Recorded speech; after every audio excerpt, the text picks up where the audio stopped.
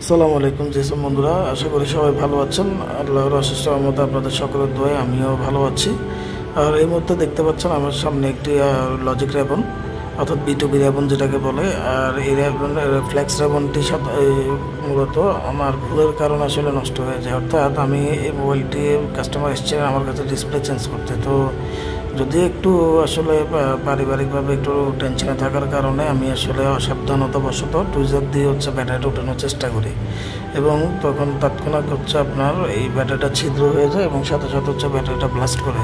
তো এই ব্লাস্ট করার কারণে খুবই মর্মান্তিক একটি দুঃখজনক ঘটনা, সেটি হচ্ছে যে পুরো মোবাইলটি ঝলসে যায়। তো শুধুমাত্র মোবাইলের মাদারবোর্ডটা ভালো ছিল, বাকি আদার্স সব কিছুই জ্বলে যায়। তো যদিও আমি মার্কেট থেকে এই মোবাইলটির মিডল পার্ট এবং লজিক বোর্ডটি পেয়েছি, বাট এই ফ্ল্যাক্স র্যাবনটা আমি পাচ্ছি না।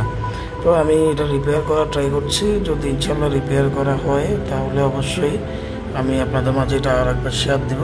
বাট আমি এই ভিডিওটা বানানোর উদ্দেশ্য, অনেকে হয়তো জিজ্ঞেস করতে পারেন, ভাই আপনি যেহেতু রিপেয়ারই করেন এটা মানে পোস্ট করলেন কেন, ভিডিওটা বানালেন কেন? আসলে ভিডিওটা বানিয়েছি এই কারণেই, আপনারা যারা যখন মাথায় একটু টেনশন থাকবে অবশ্যই আপনারা কাজ থেকে বিরত থাকবেন।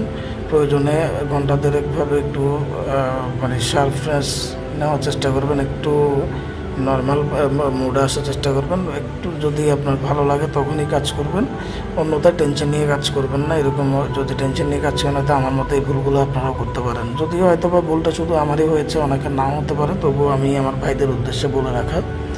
তো যদি ভুল কিছু বলে থাকি অবশ্যই আমাকে ক্ষমা সুন্দর দৃষ্টিতে দেখবেন। আর যদি মনে করেন যে আমি ভুল বলিনি, তাহলে অবশ্যই সবাই ভিডিওটাকে একটু লাইক এবং শেয়ার করে সবাইকে দেখার সুযোগ করে দিবেন, এবং সবাই সাবধানতার সহিত কাজ করবেন। সবাই ভালো থাকবেন। আসসালামু আলাইকুম।